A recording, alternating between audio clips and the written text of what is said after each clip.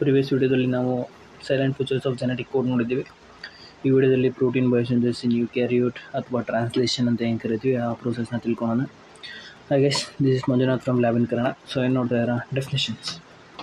So protein synthesis ಅಥವಾ translation is a process. ಇದೊಂದು process ಆಗಿರುತ್ತೆ which genetic information present in mRNA.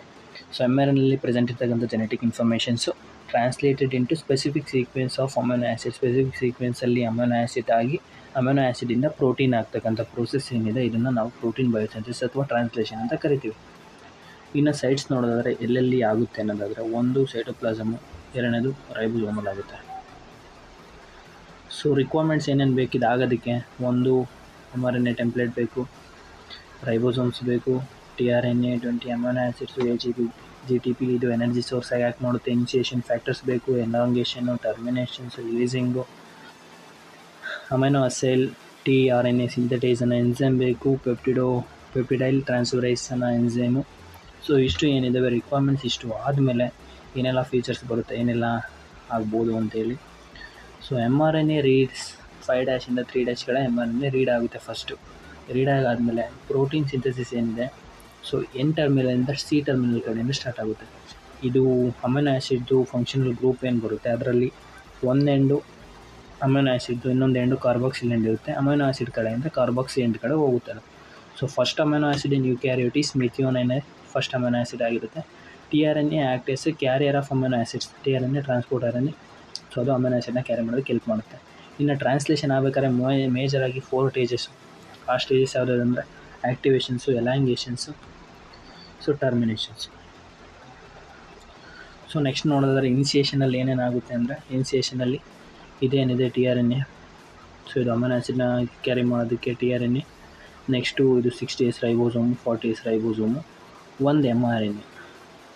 So ಇಷ್ಟು ಏನಿದೆ ಇಷ್ಟು ಇನಿಷಿಯೇಷನ್ ಫ್ಯಾಕ್ಟರ್ಸು ಮತ್ತು ATP GTP ಎನರ್ಜಿ ಸೋರ್ಸ್ ಸೇರಿಕೊಂಡು ಫಸ್ಟ್ನೇದು ಇನಿಷಿಯೇಷನ್ ಫ್ಯಾಕ್ಟರ್ಸು ಸರಿ ಹೋಗುತ್ತೆ. ಅದರಲ್ಲಿ A ಸೈಟ್ ಮತ್ತು P ಸೈಟ್ ಆಗಿ ಸೊ ಈ tRNA ಏನಿದೆ ಕೋಡ್ ಮಾಡೋದಕ್ಕೆ ಸ್ಟಾರ್ಟ್ ಮಾಡ್ಕೊತಾ ಹೋಗುತ್ತೆ. ಸೊ ಸ್ಟಾರ್ಟ್ ಮಾಡ್ಕೊತಾ ಹೋಗಿ ನೆಕ್ಸ್ಟು ಎಲಾಂಗೇಷನ್ ಸ್ಟೆಪ್ಪಿಗೆ ಬರ್ತೀವಿ. ಸೊ ಎಲಾಂಗೇಷನ್ ಸ್ಟೆಪ್ಪಿಗೆ ಬಂದಾಗ ಫಸ್ಟ್ನೇದು ಏನಿರುತ್ತೆ ಪೆಪ್ಟೈಡ್ ಬಾಂಡ್ ಫಾರ್ಮೇಷನ್ ಆಗುತ್ತೆ.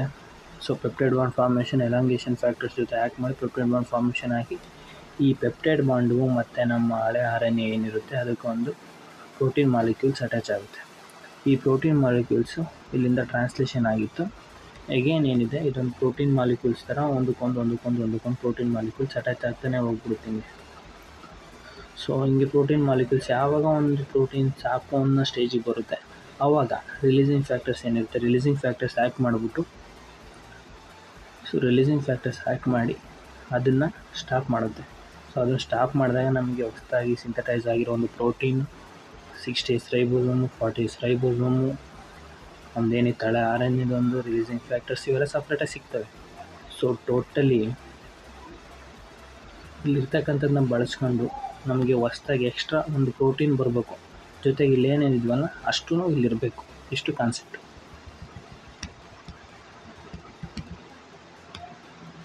ನೆಕ್ಸ್ಟು ಅದೇ ಇದು ಸ್ಟೆಪ್ ಬೈ ಸ್ಟೆಪ್ ಇದೆ ಏನೇನಾಗುತ್ತೆ ಅಂತೇಳಿ. So activation of amino acids. Amino acid are attached with specific tRNA in amino acid tRNA synthetase. So ಇದಕ್ಕೆ ATP ರಿಕ್ವೈರ್ಡ್ ಆಗಿರುತ್ತೆ. ಸೊ ಪ್ರಾಡಕ್ಟ್ ಏನು ಬರುತ್ತೆ ಅಂದರೆ ಅಟ್ಯಾಚ್ಮೆಂಟ್ ಆದಮೇಲೆ ಅಮೈನೋ ಆ್ಯಸಿಡ್ tRNA ಬರುತ್ತೆ. ಸೊ ಇದು ಚಾರ್ಜ್ tRNA ಆಗಿರುತ್ತೆ. ನೆಕ್ಸ್ಟ್ ಇನಿಷಿಯೇಷನಲ್ಲಿ 40S ribosomal sub unit bind with methyl tRNA and initiation factors. Next mRNA attached with the complex. mRNA complex attach ಆಗಿ start codon with AUG pairs. AUG pairs ಜೊತೆ codon start ಮಾಡ್ಕೊಂಡು anti codon UAC for methionine tRNA code ಮಾಡ್ಕೊತಾರೆ. 60S ribosomal sub units ಮತ್ತು 80S initiation complex. So ಇದು P ಸೈಟಲ್ಲಿ methionyl tRNA ಏನಿರುತ್ತೆ A ಸೈಟ್ಗೆ remains ಇದಾಗುತ್ತೆ vacant. Next elongations. So newly amino acid tRNA enter into A site. So ಹೊಸದಾಗಿ ಏನಿರುತ್ತೆ ಅದು A ಸೈಟ್ಗೆ ಎಂಟರ್ ಆಗಿ ಪೆಪ್ಟಿಡೈಲ್ ಟ್ರಾನ್ಸ್ಫರೇಸ್ ಅನ್ನೋ ಎನ್ಸೈಮಿಂದ ಪೆಪ್ಟೈಡ್ ಬಾಂಡ್ ಫಾರ್ಮೇಷನ್ ಆಗುತ್ತೆ. ಫಾರ್ಮೇಷನ್ ಆಗಿತ್ತು ribosome move with along with mRNA. Ribosome ಏನಿರುತ್ತೆ mRNA ಜೊತೆ ಮೂವ್ ಆಗಿಬಿಟ್ಟು ಟ್ರಾನ್ಸ್ಲೊಕೇಶನ್ ಆಗುತ್ತೆ. ಟ್ರಾನ್ಸ್ಲೊಕೇಶನ್ ಆಗಿತ್ತು polypeptide chain grows with amino acid in time. So at a ಟೈಮಲ್ಲಿ ಪಾಲಿಪೆಪ್ಟೈಡ್ ಚೈನ್ ಜೊತೆ 1 amino acid at a time ಬರೋದಿಲ್ಲ. ಸೊ ಇದು required for elongation factors of GTP.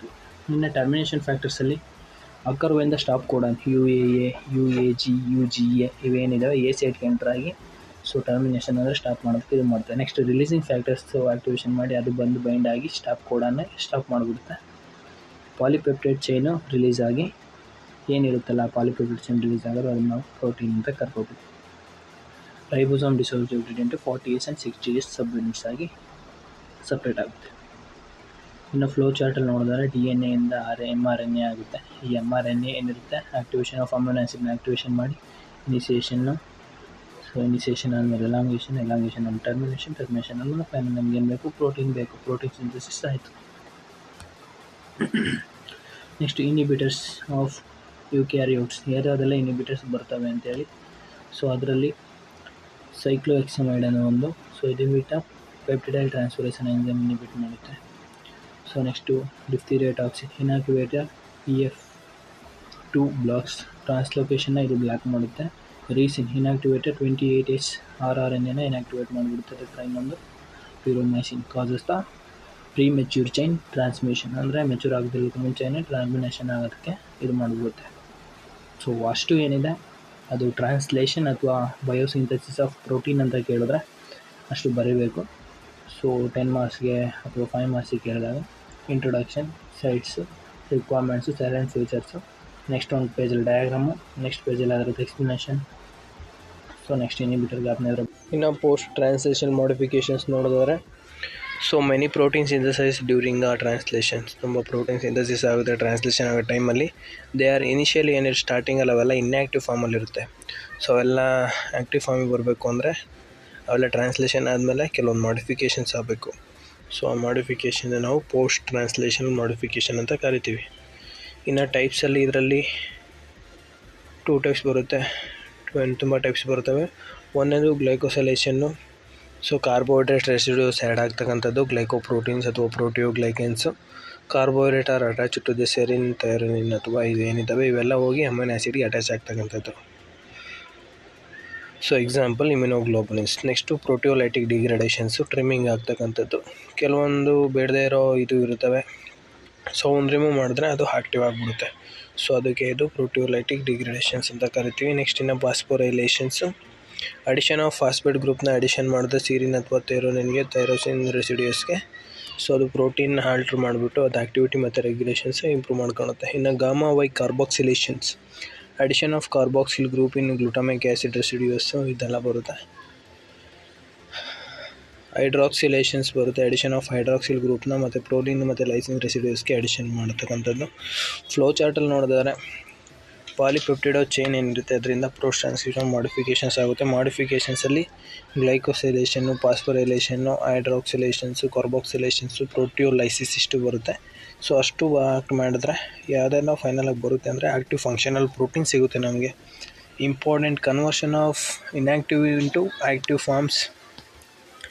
So regulates the protein activity, increase the protein stability, essential for hormone and enzyme and antibody functions, help in protein targeting and transport. So ಅಷ್ಟು ಏನಿದೆ ಅದು post transmission modification.